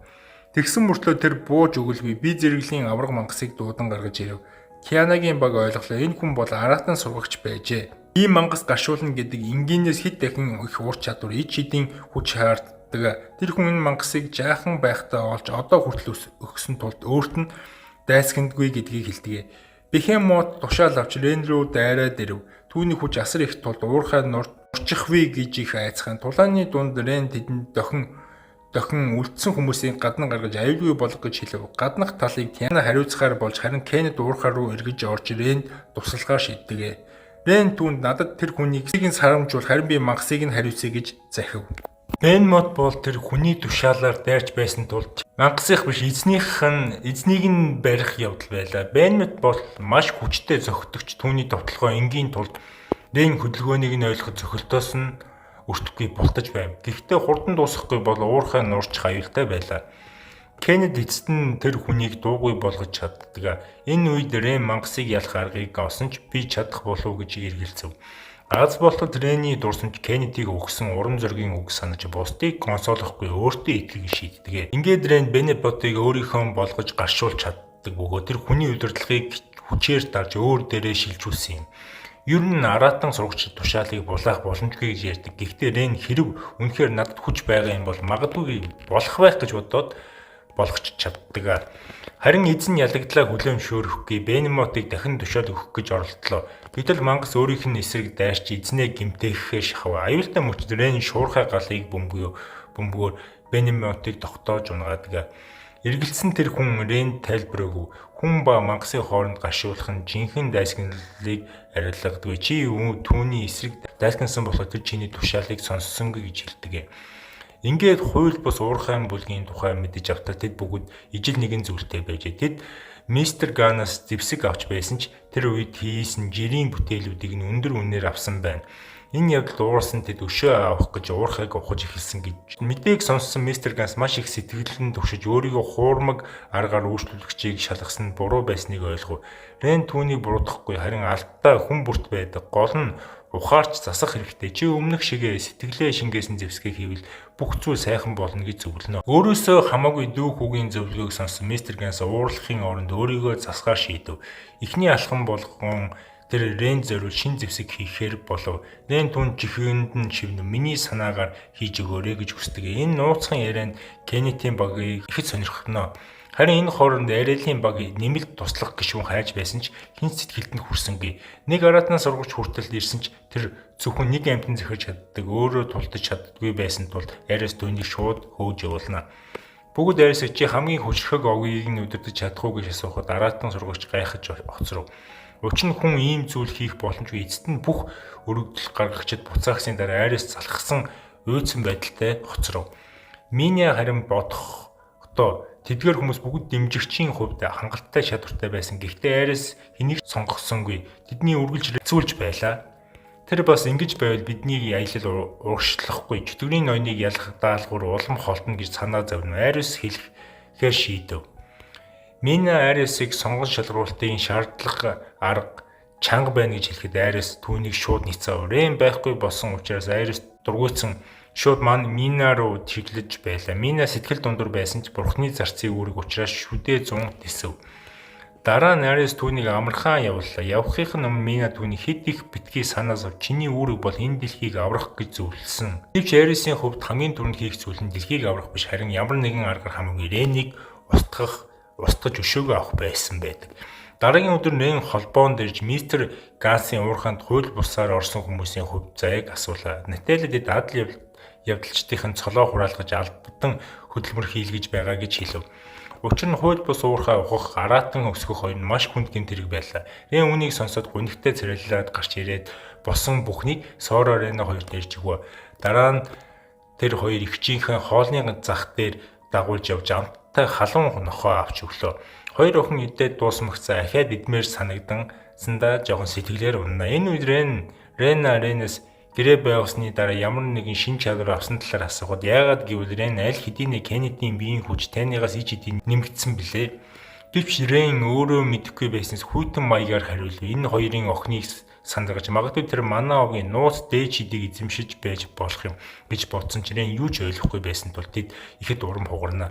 Тэр бүр өөртөө амжилтгүй ивэгч хэмээн нэрлсэн Реннийг бухимдуулж бодлуулж яхаа мэдэхгүй болгосон юм. Тэгээд тэр хоёрын толгойг илж өөрийгөө буруутгаж гуниглах хэрэггүй. Та хоёр надад хэрэгтэй хүмүүс гэж тайвшруулна.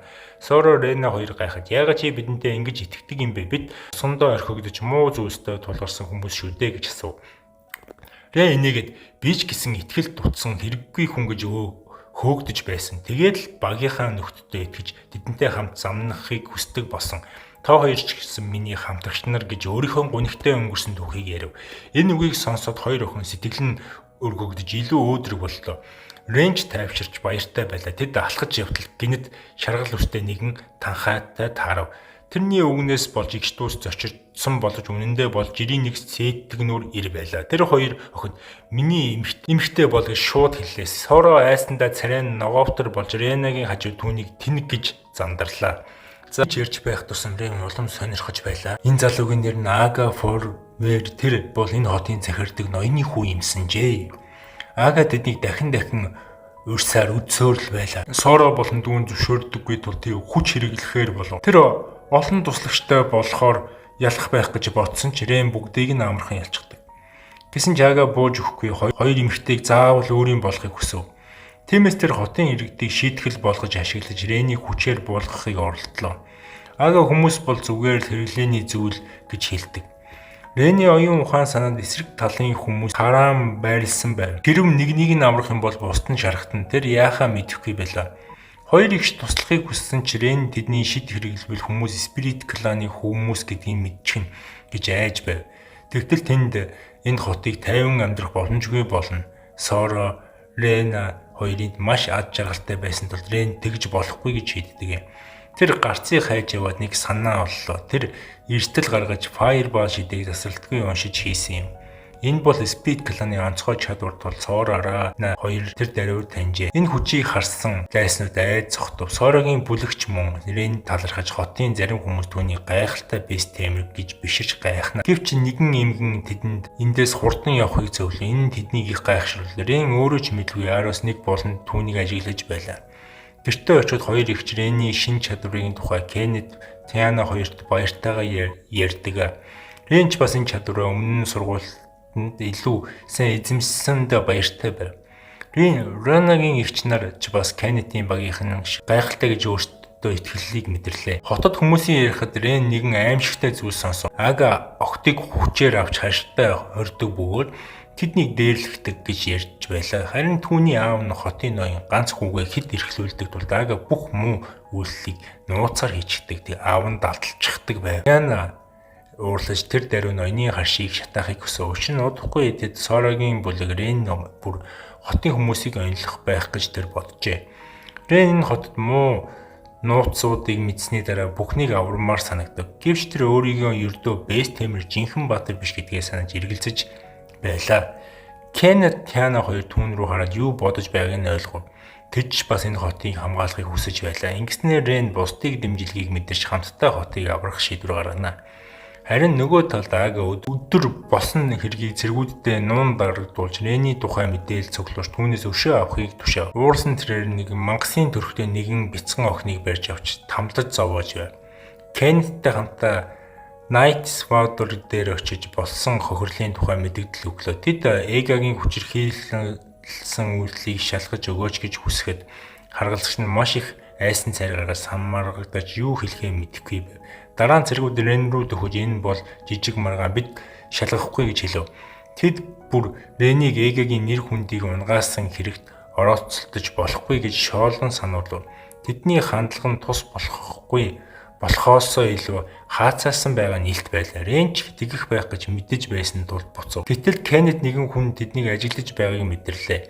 Энэ нь Стила гэдэг эмэгтэй Рицарын байв. Тэр өөрийгөө шижиглэхүй гэж санаа зов. Толгоогоо доош буулгаж өөрчлөлт гуйлаа. Рен гайхлаа. Учир нь өөртөө их бардам нэгэн ийм үйл хийн гэж бодоогүй юмсан ч Стила бол Хойсон Knight Squadron-ы салбарын оролцогч ноён байв. Тэдэнтэй ярьж эхлэхээс өмнө Стила талархлаа илэрхийлв. Тэр өмнө нэгэн адал явдал Spirit Cat овгийн охинтой хамт Black Fang гэмт бүлийг устгасан тухай сонссон байжээ. Өөрөөр Рицар хэрнээх тэр бүлгийн дийлж чадаагүй байсан болохоор ихэд биширч байлаа. Тиймээс тэр ноёны бүлгийг буруу үйлдэлийг илчлэхэд Рений бүлэгтэй хамтармаар байгаагаа хэлнэ. Учир нь ноёны бүлэгтэй нийснэн учраас Рицар нараа үүргээ мартсан баяр цэнгэл давтаж хүмүүсийг хамгаалах биш бүр тэдний дээрлэгдэг болсон байлаа. Тэрч байтугай ахлах дарга Жюлиет хүртэл тийм хүн байлаа. Тиймээс Стила Рицар нарыг эргээд жинхэнэ дүр төрхтөнд буцаахыг хүсэж байлаа. Рен болон бусд нь Эгаг буруу үйлдэл хийж байгааг нь илчилж байгааг хараад Стила багхан ч гэсэн итгэл найдвар төрсөн байлаа. Тиймээс тэр Ренд өөрийнхөө хүслийг биелүүлэхэд нь туслаач гэж гуйдаг. Эн эхэндээ болгоомжлсон ч Кеннет Стилаг муу хүн биш, миний зүн совин хэлж байна гэж хэлдэг. Рен шууд итгэдэг. Стила түүнийг яагаад ноёны хүүгэлжлэхийг хүсэж байгааг асууад Рен би харсан болохоор хийх ёстой гэж бодсон гэж хариуллаа. Энэ хариулт нь Стилад ихэд инээдтэй санагдсан ч түүнийг шоолгүй харин түүнийг зан чанарыг сайхан санагдсан, бүр таалагдсан гэдгийг хэлнэ.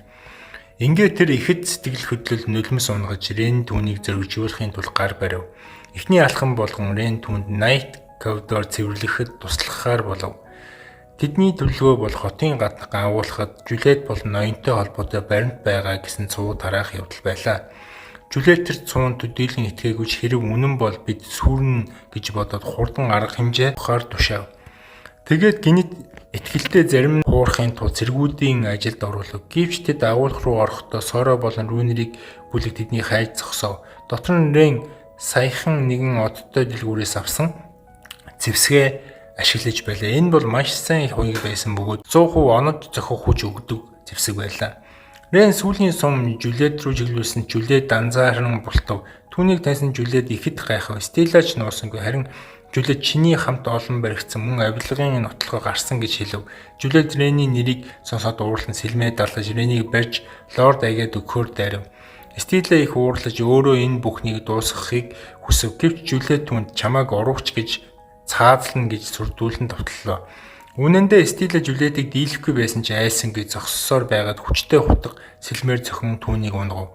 Тэр Менвайл Ага нэгэн бяцхан охиныг тарчлааж байлаа. Учир нь тэр хооронд Ага нэгэн нөгөө бяцхан охиныг тарчлаа зовоож байлаа. Учир нь тэр охин Жюлетийн бүлэгт баригдсан гэж хэлсэн юм. Ага одоо ч би гэртээ олон зэрэгтэй хангалттай гэж бодоод тайван сууж байв. Гэтэл цонхоор нэгэн дуу гарлаа. Энэ бол Арос байв. Тэр өөрийгөө өөр хүн шиг хувиргаад Агатай хамтарч Рений эсрэг тэмцэх санал тавив. Арос Рен болон хамгийн хүчтэй клануудыг захирч чаддаг. Удахгүй чиний байр суурь нэр алдрыг булаана гэж хэлэхэд Ага маш ихээр уурлан Арос түүнд ичидээр дүүрсэн бүгэж өгч энийг ашиглаад Ренийг устгах гэв.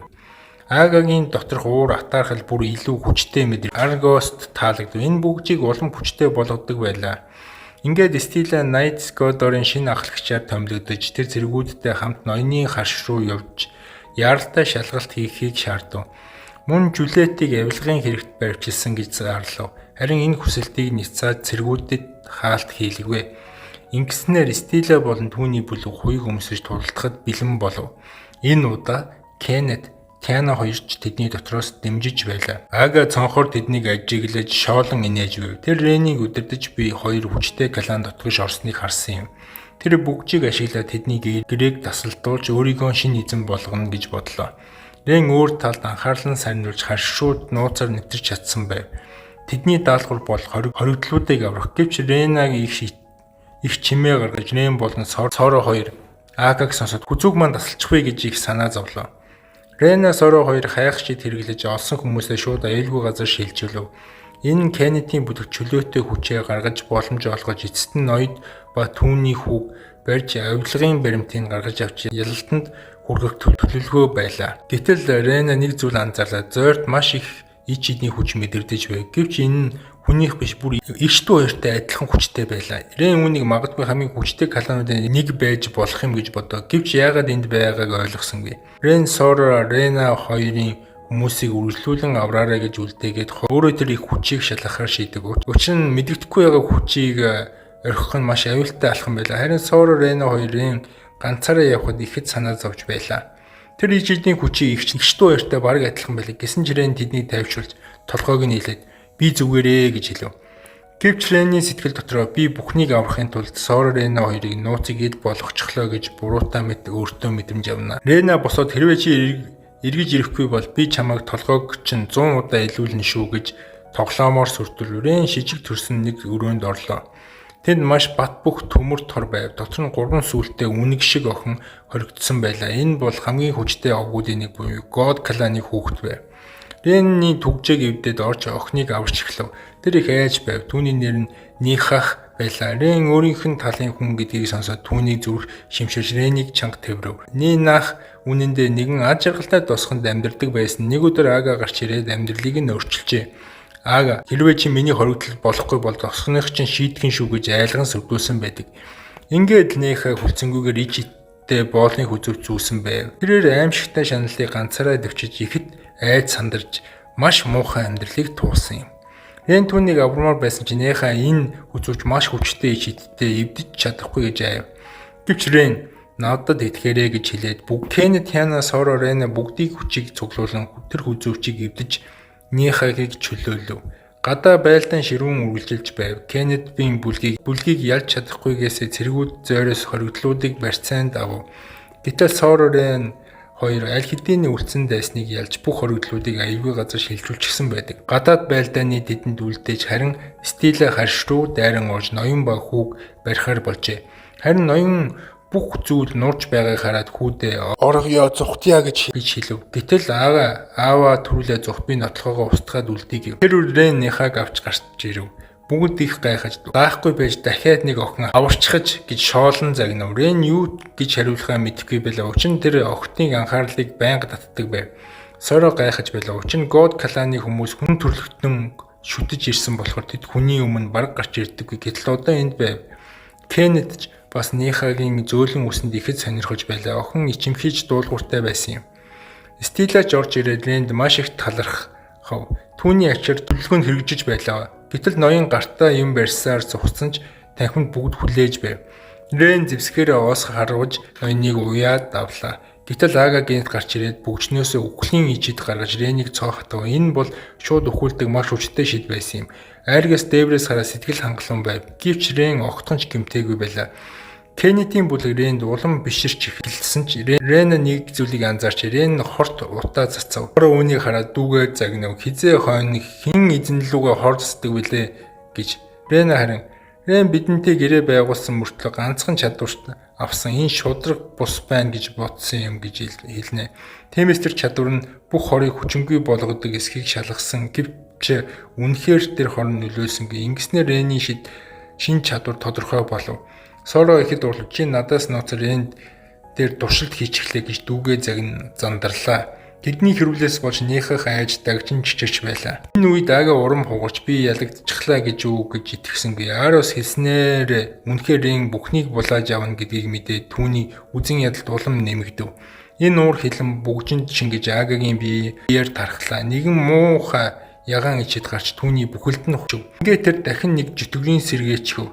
Энэ бол Рений одоо амьдралыг сүйдгсэн чөтгөр байлаа. Саяхан сэргсэн чөтгөр хүмүүсийн хурлахын тулд хот руу нисэн одгоо. Рен иргэд гэмтчихвэ гэж айсан. Тэгээд эргээд харахад жинхэнэ багийнх нь хүлээгээ зогсож байлаа. Тэд хоорондоо ойлголцож Рен төлөвлөгөөгөө гаргаж эхэлсэн байдаг. Тэд Стелад иргэдийн болон Ниханыг хамгаалах гэж хэлсэн. Гэвч тэр үед Нихан Ренгийн ханцуунаас татаж өөрөө тусалмаар байгаагаа хэлв. Гэхдээ Рен мэдэж байсан. Нихан байлдах дургүй болохоор түн зүгээр л биднийг хүлээж байгаарай гэж тайвшруулсан байсан. Ренийн баг тосон руу гүйж чөтгөрийг зогсоохоор болов. Рен өөрийгөө би чамайг ялнаа гэхэд чөтгөр чанга нээж их сонирхож байгаа нэлт байлаа. Тэгээд сул тал гармагц Кеннед Тиана хоёрт довтолж Рен уяга гарч чөтгөрийг саатуулж жижигхэн хэрэм шиг ичид хийж гой дайрсан боловч гэвч үнэндээ тэдний дайралтыг бараг нөлөөлөхгүй байд. Тэгэхээр би 5-ын эсрэг тулдаж байна. Чи хүчрхэг 4 овогтой мөртлөө яах юм бол би ах дүүсээ дуутах уу гэж хэлээд олон мангасыг дуудаж гаргаж ирлээ. Чөтгөр тэднийг миний хөөхөн зарснаар гэж бодсон Кеннедийн багийнхан тэднийг зүгээр л жижигхэн амтан гэж харав. Гэвч тэд гайхсан. Учир нь чөтгөр тэднийг хязгааргүйгээр дуудаж чадчих байлаа. Кеннед уурлан дайрч ороход чөтгөрийн цохилтонд өртөөд газар унав. Тиана уурлаад луугийн гал үлээж туталсан ч харин Соро Рена хоёр Кеннедийг эмчилж байлаа. Гэвч Тианагийн гал чөтгөрийн дэсвэлж чадахгүй учраас Тиана ухаан алдав. Чөтгөр хотын байшингуудыг сүйтгэж хэллээ. Ренийн баг ээлжлэн ичид хэрэглэн довтолж Рен Кеннед Тиана хоёрыг хүчийг сайжруулж өглөө. Улам ууртай ширүүн дайрсан ч цохилтууд нь ямар ч нөлөөлөхгүй байв. Чөтгөр улам мангас дуудаж Рений багийг хүрээлвэ.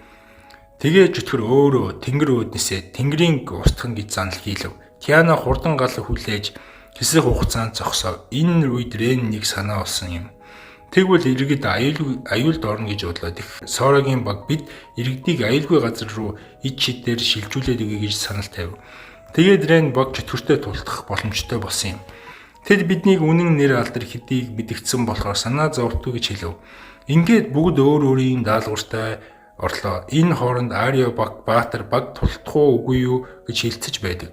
Учир нь тэд чөтгөр гарч ирснийг сонссон. Харин чөтгөр гэдэг нь чөтгөрийн хааны цэргүүдийн эхнийх нь юм. Ариос бидний дайсан бол зөвхөн чөтгөрийн хаан бусдыг тоох хэрэггүй гэж хэлээд тулдахаас татгалзав. Мианос Агуст хоёр дургуйсаж байсан ч Ариас дуугарч чадсангүй. Үүнтэй зэрэгсэн Стилагийн айрам иргэдийг хамгаалахаар тулдав. Стила иргэдэж хоттоо хамгаалнаа цэргүүдтэй хэлнэ. Соро Рена хоёр гүйсээр ирээд туслаач гэж говь. Стила сонсоод шууд шөөрөв. Тэр цэргүүдтэйгээ хамт хөдөлж Нина Сорогийн багттай үлдэв. Кеннет Тана хоёр иргэдийн замыг чөлөөлөхийн тулд мангасуудтай тэмцэж байлаа. Гэхдээ хүмүүс спирит овгийнхны хүмүүсийг ер нь үзэн яддаг хараад итгэж чадахгүй байв. Ид шидийн нөхрөө өсөр бол аюултай гэж айж байлаа. Соро Рена хоёрын царай гунигтай босон дэхэд тэд өмнө нь хотод зардаг дэлгүүрээс идэж байсан эзэн тэднийг таньж очив. Хотод зардаг ах инээмсэглэн төрүүлж хотод юм зардаг ах хамгийн түрүүнд итгэж инээж төрүүлж иж идийн дугуйл руу орлоо. Дараа нь хотыг таарсан жижигхэн охин бас тэднийг таньж ярив. Түүнчлэн өмнө аварсан хүмүүс нь амжилттайгаар шидийн дугуйл руу оров. Тэгээд хоёр ихч ичидээ хийж иргэдийг аюулгүй газар хүргэж байлаа. Гэхдээ бүх хүмүүсийг нүүлгэж амжаагүй байхад нэг зэрэг мангасууд ойртож байна гэж хэлв. Тэгэхэд Рена шидийг дүүгийнхэн гарт өгөөд өөрөө урагшгүйж тулдахаар болов. Эцэс төгсөлгүй мангасуудтай байлдаж Кен Тиана хоёр бараг ядарч унах төхөв. Аз болоход нэг удаа Тианаг загнуулж байсан адал явдалчийн баг туслахаар гарч ирэв. Тэднээс гадна Хоррисон Адвенчерийн багч Рени багийг туслах даалгавар авсан юм шиг ирсэн байдаг. Одоо тэд бүгд баатар шиг болж хотыг дайрч буй мангасуудыг хөөн зайлуулж байлаа. Эрилийн баатар баг оролцоогүй болохоор Нателла энэ тулаан их хэцүү болно гэж бодож байлаа. Хотын хамгийн алдартай зэвсгийг дэлгүүрийн эзэн Мистер Ган туслахын тулд өөрийнхөө уралсан онцгой зэвсгүүдийг гаргав. Ингэж бүгд хүчээр нэгтгэн хотыг хамгаалж Ренийн багийн урагш давших замыг цэвэрлэхээр шийдлээ. Ах эгч нар бүх хүчээ шахав. Нэгнээ хамгаалж байгаа хараа зүрхэнд нь шин зориг төрөв. Жижигхэн охин гимчхвийг эсвэл хүний гимтэжхвэ гэж үргэлж айдаг байсан. Гэвч хүн бүр зүтгэж байгаа болохоор тэр ч бас шин бодолтой болов. Рен жөтгөртөө улам ойртож байсан ч яг дэрэгд нь хүрэхэд хол мэт санагдав. Кеннет Тиана луу болж хувирлаад нисгий гэж санал гаргав. Гэхдээ Тиана тэгж чадахгүй байлаа. Учир нь тэгвэл шууд бай болоод хүрч чадахгүй Сорогийн багийн шилжүүлж иж хідэн ч бас хүрэлцэхгүй. Гэхдээ тэд мэдэж байсан хамгийн нарийн шилжүүлж чаддаг хүчтэй овог бол God овог байлаа. Тэр үед нях руу гүйж ирээд тэврэв. Жижигхэн охины хараад Кеннет Тиана хоёр саналаа. God овог бусад овгоос ялгаатай орон зайг удирдах шууд шилжүүлэх чадвартай. Гэдгийг тэд өмнө сонсож байсан. Рен бас охиноос чи тусалж чадахгүй гэж асуулаа. Нэх ичимхий байсан ч туслахыг зөвшөөрлөө. Ингээд Кеннет Тиана хоёр доорх мангасуудтай тулдахаар үлдэж Нэх хоёр хамтдаа чөтгөрийн рүү илүү ойртохоор болов. Рен Мистер Гансыг өгсөн тухсгай зэвсгийг ашиглан довтлогооноос зутаж байв. Жөтгөр авраг том иж идийн бөмбөг шидэх үед Нэх шууд шилжүүлэх ичид ашиглаж Ренийг жөтгөрийг урд гаргачихва. Энэ жөтгөрийг гайхшруулж болгоомжтой болголоо. Рен дотоод хүчээ нэмэгдүүлэн гинэ жөтгөрийн өмнө гарч ирв. Тэгээд түүнийг өдөрдөж байсан мангасуудыг булаан авах гэж оролдов. Жөтгөр хүн ингэж миний захирдгийг булаад чадна гэж итгэсэнгүй. Тэр Ренэс чи хинбэ гэж асуудрын зүгээр л инээмсэглэн өөрийгөө танилцуулв. Рен өөрийгөө зүгээр л жирийн аратан сургагч гэж танилцууллаа. Жөтгөр уурлаж Ренийг шидийн холбоосыг эвдээд дайрлаа. Гэвч Рен түүний дуудсан мангасуудыг өөр дээр нь дайруулчихв. Жөтгөр өөрийгөө хамгаалж чадахгүй болоод айжмар орон зайнаас алга болж арчигднаа бүрмсэн. Үүнийг огт төсөөлөөгүй жөтгөр Ренийг сонирхолж нэрээ хэлээч гэж гуйсан харин Рен түнлүү хүүтнэр харан инээмсэглэн татгалцлаа. Ингээд бүх зүйл дуусаж хажууд байсан Нехийг ядарч ухаан алдан унав. Аз болоход Тиана тэднийг барьж авч аюулгүй болголоо. Хотод дахин нар гарч ирэн Хоррисон хот буцаад хэвийн байдал руугаа шилжлээ. Стила шөнийн Отрейдийн ахлагч болжээ. Рен түүнд итгэж байсан. Тэр бол Отрейдийн гайхалтай өөрчлөх хүн билээ. Түүнээс хэлснээр авилгын хэрэг холбоотой бүх хүмүүсийг нийслэл рүү явуулж шийтгэл авахар болсон байлаа. Стила бас Нехийг тосгоны талаас сонирхож үзсэн. Тэдний хүмүүс Нехийг булаан авсны дараа тосгоныхон орхисон гэдэг. Гэхдээ Рен амьд байгаа л бол энэ нэг өдөр заавал уулзна гэж итгэв. Кеннет хотыг сэргээн босгоход маш идэвхтэй оролцож бүх Хоррисоныг иргэн шиг болсон. Тиана өөрийгөө луу өгөх гэдгийг нууцлсан байсан ч үнэндээ бүгд аль хэдийнэ мэдчихсэн байв. Соро Рено хоёрч бас хотын амьдралд тасаж үе хот зардаг ахын нэлгүүр очиж амттан иддэг болчихсон байдаг. Рен хүн бүрийг аварсан баатар шиг байсан ч өөрийгөө баатар гэж хэлбэлхийг хүсээгүй. Тэр үргэлж би зүгээр л жирийн аратан сургагч гэж боддог хэвээрээ л байв. Кеннетийн багийнхан түүнийг энэ даруухан үгэнд үргэлж инээд алддаг байлаа. Тулаан дуусны дараа Нехч бас бусдын адил Рентэй гэрээ хийж туслах нь болохыг хүснэ. Рен охиныг ойлгож байсан тул түүнийг хүлээн авсан юм. Гэхдээ тэр аль хэдийн бүх багийнхантайгаа гэрээ хийчихсэн байсан учраас нээхэтэ гэрээ хийхэд жаахан эргэлзэв. Харин бүгдийнх нь нүдийг хараад зориг гарган шийдлээ. Тун удалмирын амжилттай нээхэтэ гэрээ байгуулан ингэснээ дараа нь Кеннет Тиана хоёр жижигхэн охиныг тэврээд эрхлүүлвэ. Соро Рена хоёрч бас маш их баяртай байсан. Тэд үргэлж ийм өхөөрдөн бяцхан дүүтэй болохыг хүсдэг байжээ. Дараа нь багийнхан гилд руу очин Стилагийн харлаа. Яагаад шөнийн отрядын ахлагч энд байна гэж гайхав. Стила тайлбарлахдаа одооноос адал явдалчид ба шөнийн отрядээр хамтран ажиллаж хотыг аюулгүй байдлыг хамгаална гэв. Бүгд баяртай байлаа. Учир нь энэ бол зөв чиглэл. Стила Рений багт их талархав. Тэдний ачаар тэр отрядын жинхэнэ нээсээ буцааж авч чадсан юм. Тэр үед Нателла тэдэнд зориулж нэг зүйл зарлав. Энэ бол Рени Си зэрэглийн адал явдалч болгон дэвшүүлэх шийдвэр байлаа. Рен би саяхан Е зэрэглэл болсон арай хурдан биш үү гэж ичингүрсэн ч Нателла түүнд шалтгаанаа тайлбарлав. Бүр А зэрэглэлд хүртэл өгөхийг ботсон байжээ. Бас урамшууллын их мөнгө өгсөнд Рен халаас нь дүүрээд авчихдаг. Ингээд Рен бүгдийг ураад сайхан хоол идцгээе гэв. Энэ үед Нателла нээхийг харж энэ шинэ охин хинбэ гэж сонирхов. Рен түүнийг манай шинэ багийн гишүүн гэж танилцуулва. Нателла төвчиж чадлагүй найхыг тэврээд ойроос нь харахад Нателла жинхнээсээ нээхийг тэврээд байх гинэд ойлгов. Энэ охин God овгийнх юм байна. Тэр жаахан чочоод Ренээс шивнэ. Би охинтой хүүхэд шигээ харьцчихлаа. Уурлах болов уу гэж асуув. Харин би уурлахгүй гэж хэлэхэд Нателла дахин тэврэв. Тэгээд бусад эгч нар нь ч бас бүгдээрээ ээлжлэнийхаа нэг тэврэхийг хүсвэ. Дараа нь Рен багийнхнаа талаар ярьж эхлэв. Учир нь одоо багийнхан гишүүд хэд олон болсон тул түрээсийн өрөөнд маш давчуу болжээ. Нателла сонсоод та нар байшин авч болно. Гилд бас тусламжийн мөнгө өгдөг гэж зөвлөв. Тэр бүр энэ хотыг үлдсэн ч болно гэсэн нүдэрээ итгэлтэй харлаа. Рен бүгдээс нь санал асуугаад хүн бүр энэ хотод үлдэхээр шийдэв. Рен өөрөө ч бас нэлээд мөнгө хуримтлуулсан байсан дээр нь гилдийн мөнгө нь ч нэмэгдлээ. Ингээд тэр байшин авах гэрээ хийхээр болов. Олон байшин үзэж шалгасан ч эгч нарын хинтэн ч таалагдсангүй. Тэгээд Нателла хамгийн сүүлд нэг байшин танилцуулан авлаа. Энэ байшин 5 тухтай, цэлгэр цэцэрлэгтэй байсан тул бүгдэд шууд таалагдана. Энэ байшин модоор баригдсан том цэцэрлэгтэй. Кеннет ба Сойергийн хүсэл таарсан. Дотроо 10-аад өрөөтэй том ор багтах боломжтой.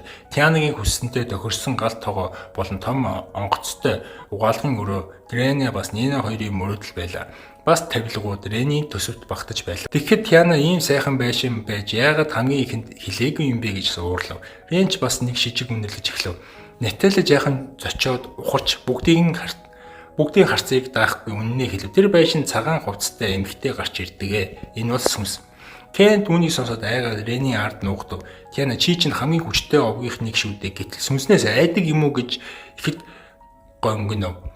Энэ үед бүр жижигхэн хэрэм хүртэл түүнийг тайвшруулж байлаа. Бүгд амьсгаа дарж Нателлагийн яриаг сонслоо. Байшин нэг хүн унтаж байгаа цэрэг дээр нь уруу харчихсан байсан. Халуун ус нь гинэт хүйтэн болж байсан. Хоол идэхэд эхлэхэд чихэр ба давсан солигдчих нь хөлний гутал муудсан өндөг хийчихсэн байсан. Бас хатаах гэж байсан хувцсан шөнийн хоолны үлдэл карри түлчихсэн байсан гин. Энийг сонсоод Кеннет бүр илүү их айж эхэлнэ. Гэсэн чи ийм сайхан байшинг орхивол харамсахаар байлаа. Тэгээд Рен нэг санал гаргав. За тэгвэл байшин дотроос нь шалгая. Тэгээд шийдий гэж шийднэ. Багийнхан хаалгаа онгоолгон орлоо. Байшин бүхэлдээ харанхуй байлаа. Наахны ханиахад Кеннет Тиана хоёр чанга татчихав. Гэхдээ байшин аимшигтай мэгт харагдсангүй. Байн цэвэрсэн юм шиг цэмцгэр байв.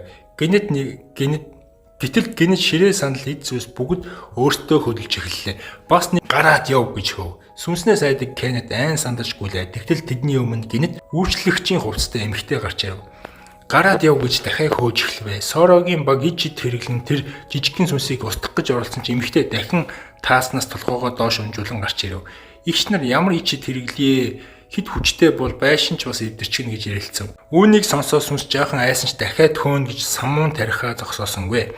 Тиана энэ сүнс үнэндээ муу санаагүй юм шиг байгааг ойлгож эхлэв. Сүнсийг яаж довтлохыг нь тэд анзаарсан бөгөөд сул талыг нь хэлэхэд сүнс ихэд дургуйцав. Тэгээд өөрийнх нь их айдаг Кеннетийн айлгах гэж шалнаасаа тоолгоогоо гаргаж ирэв. Кеннет маш их айж гүйж эхэлсэн ч айсандаа хумсаа сунгаад сүнсийг хувцыг ураад сүнсийг бүр чих бухимдуулж уурлуулна. Тиана ч бас ойлголоо. Сүнсний бие бодит биеэр гимтээж болдог юм байна гэж Кеннет айсандаа улам уурлаж галзуурсан мэт хувцсыг нь хазаж эд зүйлсийг нь нэвдэж байлаа. Энэ удаа бүр Кеннет өөрөө сүнсийг айлгаж энэ завшааныг ашиглан Соро Рена хоёр таазанд ич ид хийж сүнсийг зүгтэг гаргагүй болголоо. Кеннет үстэйгээ босгож дайрах гэж байсан ч Тиана түүнийг агаар дундуур муур барьж байгаа юм шиг барьж чаддаг. Одоо Рен сүнстэй ярилцаж эхлэв. Сүнс Ренийг би орё гэж оролцсон ч бүтлгүйтэв. Сүнс Рений бид орё гэж оролцсон ч бүтлгүйтэв. Учир нь Рени түүний шилжих шидэн аль хэдийнэ хаачсан байлаа. Тэр багада энэ ахтайгаа ярьж байхдаа сүнсийг захирч тухай сонссон тул ингэж чаддаг болсон байлаа. Рен харин энэ сүнс бусдаас арай өөр, илүү тод зан чанартайг анзаарч магадгүй надад чих тавиу сонсч чадна гэж бодлоо. Сүнс эсэргүүцэх гэж байсан Рен түүнийг газарт дарж загас шиг савчиж байхад хөдөлж чадхаа болжээ. Эцэст нь сүнс ялагдсанаа ойлгож чамд эрэх чөлөө өгье гэж гэв. Гэтэл Рен түүний гарыг нь барьж найзлах санал тавив. Сүнс энийгээ чи их хачиг хүн юм а гэж хэлв. Тэр өөрийгөө Тина гэж танилцууллаа. Өмнө нь нэг хотод үйлчлэгч хийдэг байсан ч 30 жилийн өмнө нас барсан суллагдаагүй сүнс бол тэнүүжилж яваад энд ирсэн гэдгээ хэлнэ. Тиана яагаад сүнс болсон юм бэ гэж асуугаад Тина хуучин эзэм муу хүн байсан охтыг зовоод гад зуршилтай байсан тухай ярив.